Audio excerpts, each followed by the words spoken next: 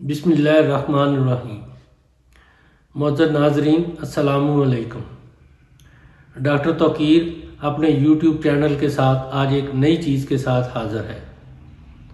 आज जो आपको मैं बता रहा हूँ वो है औरत और मर्द का नतफ़ा एक ही साथ निकलेगा।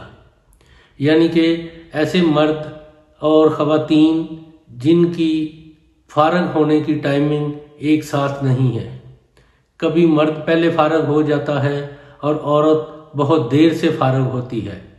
अक्सर ख़वातीन फ़ारग होने में बहुत देर लगाती हैं।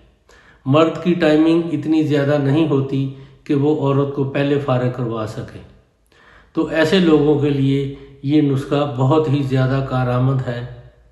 नाजरीन, इससे पहले कि मैं इस नुस्खे के बारे में बताऊं, आप मेरा चैनल सब्सक्राइब करें और बेल आइकॉन को प्रेस करें ताकि मेरी हर नई आने वाली वीडियो का नोटिफिकेशन आप तक बआसानी पहुंचता रहे।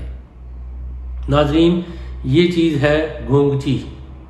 गोंगची के पत्ते, यानी कि गोंगची के पत्तों को हस्बे ज़रूरत लेकर खूब बारीक पीस कर उसको छान लें और जब छान लें तो उसके अंदर शहद मिलाकर चने के बराबर आपने उसकी गोलियां बना लेनी हैं। नाजरीन, एक गोली मर्द और एक गोली औरत रात को खाने से 2 घंटे पहले खा लें और फिर मुबाशरे शुरू करें।